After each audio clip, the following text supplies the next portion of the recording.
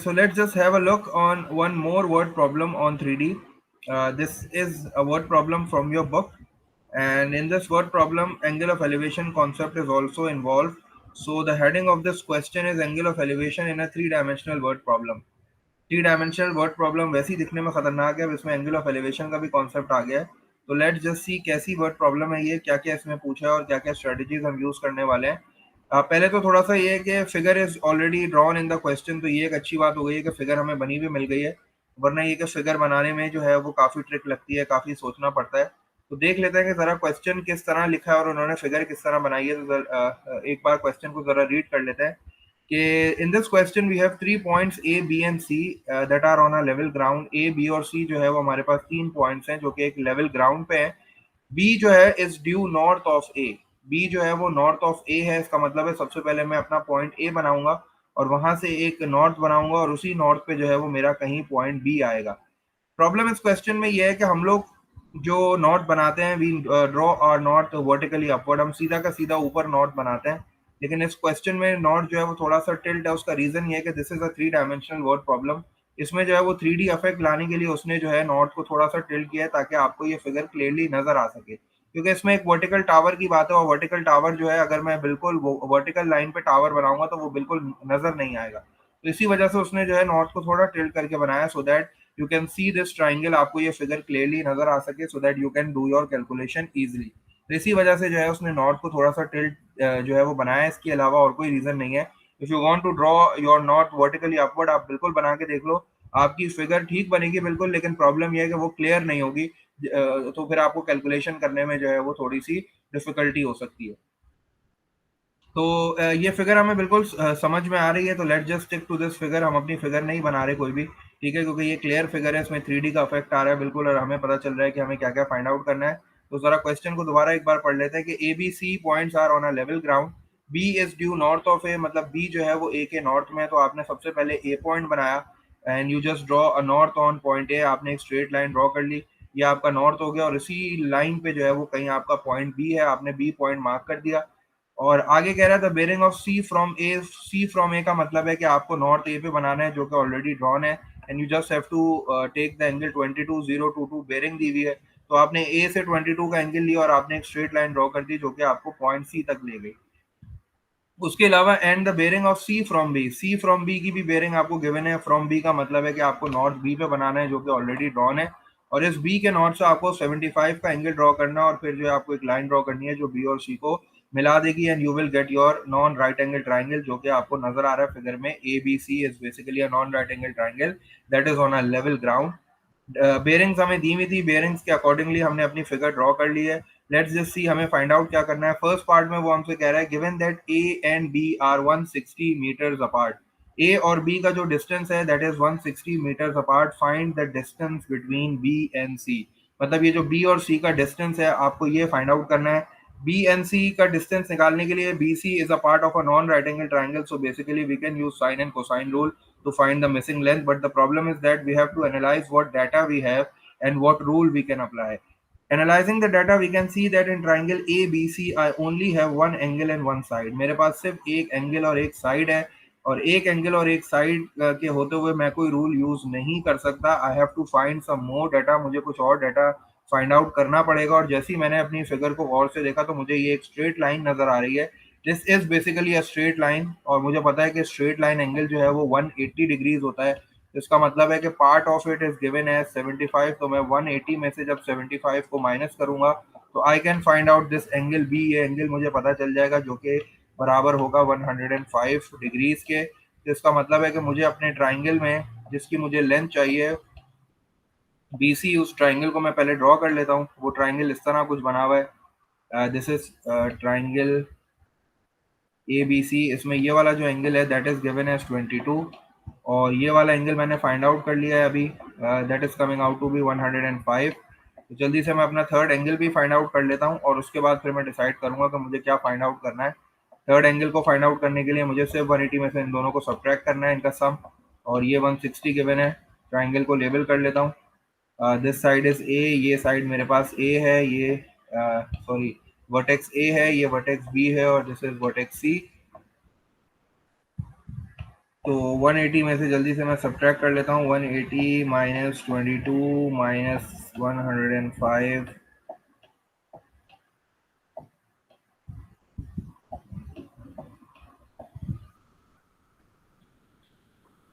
180 minus 22 minus 105 will give me an answer of 53। तो इसका मतलब है ये जो एंगल C है that is coming out to be 53।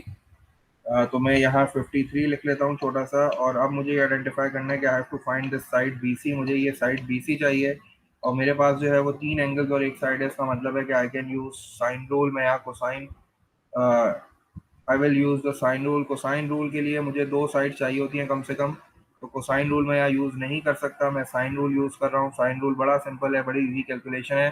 Since I have to find this side BC, तो मैं इसको BC से स्टार्ट करूंगा और BC साइड मुझे चाहिए। और BC के जो सामने वाला एंगल होता है वो जो है वो साइन के साथ आ जाता है। तो this 22 will be in the denominator, sine 22 हो जाएगा ये। एंड इक्वल्स टू, अब मुझे आइडेंटिफाई करना है कि ऐसा कौन सा पेयर है जो साइड और ऑपोजिट एंगल गिवन है। तो 160 वाला जो पेयर है, 160 और 53 ये दोनों जो है वो गिवन है। इसका मतलब है I will take the side in the numerator. 160 मैंने न्यूमरेटर में ले ली और नीचे जो एंगल गिवन है sine 53, and I will just use the calculator now. Calculator से मैं जल्दी से साइन 22 पहले फाइंड आउट करूंगा। Sine 22 is equals to, sine 22 का आंसर आ रहा है 0.3746। मल्टीप्लाई कर दूं इसको 160 से, 160 से मल्टीप्लाई करूंगा तो 59.9 आ रहा है। Then whole answer divided by sine 53 equals to, तो मेरे पास जो लेंथ आ रही है BC की that is coming out to be 75.04, जिसको मैं 75 लिख देता हूँ। The length of BC is coming out as 75.04 metre.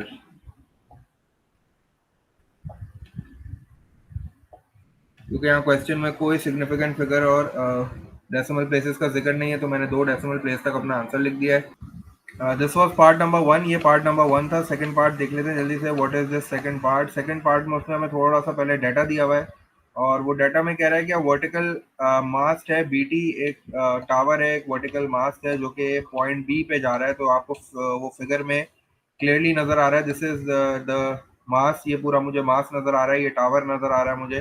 तो ये BT जो है वो B पॉइंट पे है और वो कह रहा है कि such that tangent of angle TAB is equal to 3/16। तो टेंजेंट ऑफ एंगल TAB मतलब ट्राइंगल TAB को कंसिडर करता हूँ। जैसे मैंने पिछले वाले वर्ड प्रॉब्लम में देखा था, वो जिस एंगल की बात करता है मैं वही वाले ट्राइंगल को जो है वो एक्सट्रैक्ट कर लेता हूँ। तो TAB जो है बेसिकली ये वाला ट्राइंगल है। इस वाले ट्राइंगल की बात कर रहा है, ट्राइंगल नंबर 1 जिसपे मैंने लिखा हुआ है। तो मैं क्या करूंगा, इस ट्राइंगल को बाहर निकाल के बनाऊंगा। ये है मेरे पास ट्राइंगल TAB, क्योंकि ये गिवन था तो इसीलिए मैंने इससे स्टार्ट किया है। देखता हूँ कि इसमें क्या क्या मुझे गिवन है। ये जो ट्राइंगल TAB है इसको मैं पहले लेबल कर लेता हूँ। दिस इज साइड A, ये साइड A हो गई मेरे पास, सॉरी वर्टेक्स A हो गया। This is TAB। अब इसमें मेरे पास जो गिवन है वो सिर्फ मेरे पास ये 160 मीटर गिवन है AB। और वो ये कह रहा है कि ये जो एंगल एंगल TAB है इसका उसने मुझे एक डाटा दिया हुआ है 10 TAB इज इक्वल टू 3/16। तो पहले मैं ये चीज लिख लेता हूँ। ये बेसिकली है क्या चीज, ये मुझे दे रहा है कि 10 of this angle TAB, 10 of angle TAB, basically 10 जो होता है वो ऑपोजिट अपॉन एडजेसेंट के बराबर होता है। तो मैं जो है इसको ऑपोजिट अपॉन एडजेसेंट भी लिखूंगा। 10 TAB is basically opposite upon adjacent, और ऑपोजिट अपॉन एडजेसेंट किसके बराबर है, 3/16 के बराबर है, क्योंकि ये क्वेश्चन में मुझे गिवन है। तो let just focus on this triangle. इसमें ऑपोजिट साइड कौन सी, अगर इस एंगल की बात करूं तो ऑपोजिट साइड जो है वो मेरे पास TB हो जाएगी और एडजेसेंट जो है वो मेरे पास जो है वो 160 हो जाएगी। तो आई विल जस्ट राइट ऑपोजिट जो है वो मेरे पास TB हो गई और एडजेसेंट साइड मेरे पास 160 हो गई है। और जब मैं इसको मल्टीप्लाई कर दूंगा इक्वल्स टू 3/16, एंड नाउ ये 160 यहाँ डिवाइड हो रहा है, इसको दूसरी साइड पे मुझे भेजना पड़ेगा और ये दूसरी साइड पे जब जाएगा तो ये मल्टीप्लाई हो जाएगा 3/16 से। तो TB की जो लेंथ मेरे पास आ जाएगी, बेसिकली उसने मुझे ये जो डाटा दिया इससे मुझे TB की लेंथ मिल गई है टीबी की लेंथ इस तरह हो जाएगी कि 3 और ये 160 वहाँ जाके मल्टीप्लाई हो जाएगा, तो 3 मल्टीप्लाई बाय 160 डिवाइडेड बाय 16 हो जाएगा। 160 और 16 जो है ये रिड्यूस हो जाएंगे, क्योंकि 16 10 का 160 होता है, और फिर जब मैं 10 को 3 से मल्टीप्लाई करूंगा तो मेरे पास जो टीबी की लेंथ आ जाएगी that is coming out to be 30 metres जो है वो बेसिकली वो टावर जो था वो मास था उसकी मेरे पास हाइट आ गई है। और अब जो है वो मुझसे कह रहा है सेकंड पार्ट में कि मुझे जो है सेकंड पार्ट में एंगल ऑफ एलिवेशन फाइंड करना है, angle of elevation of T from C. ठीक है, सी से मैं टी की तरफ देख रहा हूँ, मतलब मुझे ये वाला ट्राइंगल बनाना पड़ेगा। टी फ्रॉम सी का मतलब है I have to draw this triangle जो कि टी बी सी है, और मुझे ये देखना है कि इसका एंगल ऑफ एलिवेशन मैं किस तरह फाइंड आउट कर सकता हूँ, क्या मेरे पास डाटा है। तो I have to find this angle, मुझे ये वाला एंगल चाहिए जो कि सी है, और ये मेरे पास बी हो गया, और दिस इज टी, क्योंकि एंगल ऑफ एलिवेशन उसने बोला है सी से टी, तो सी से टी का मतलब है मुझे ये वाला ट्राइंगल बनाना पड़ेगा जिसको मैंने ट्राइंगल नंबर 2 बोला है। तो ट्राइंगल नंबर 2 मैंने यहाँ बना दिया है। इसमें टी भी मैंने अभी फाइंड आउट कर लिया 30, और बीसी जो थी वो मैंने फर्स्ट पार्ट में फाइंड आउट की थी। बीसी की लेंथ जो है वो मेरे पास 75 आ रही थी, तो बीसी की जगह पे मैंने 75 लिख दिया। Since I have to find this angle, इस एंगल का मतलब है कि ऑपोजिट और एडजेसेंट मुझे दिया हुआ है, इसका मतलब है कि एंगल सी के लिए मैं दोबारा 10 यूज कर सकता हूँ, क्योंकि ऑपोजिट और एडजेसेंट का रेशियो जो है वो 10 है। तो 10C will be equals to opposite side मेरे पास 30 है, तो मैंने ऑपोजिट की जगह पे 30 लिख दिया। एडजेसेंट इज 75, 75.04 है, तो मैंने उसको राउंड ऑफ करके 75 कर दिया है। Since I have to find the angle of elevation, मुझे एंगल ऑफ एलिवेशन चाहिए जो कि सी है, तो एंगल सी लिख देता हूँ मैं। एंगल सी के लिए मैं क्या करूंगा, I will shift this 10 on the other side. जब 10 दूसरी साइड पे शिफ्ट हो जाएगा तो 10 इनवर्स हो जाएगा, तो इसलिए मैं डायरेक्टली कैलकुलेटर से इसका आंसर फाइंड आउट कर लेता हूँ। शिफ्ट मैंने पहले प्रेस किया, देन आई प्रेस 10, और फिर उसके बाद ब्रैकेट में 10 डिवाइडेड बाय 75 ब्रैकेट क्लोज, और मेरे पास जो फाइनल आंसर आ गया दैट इज 21.8।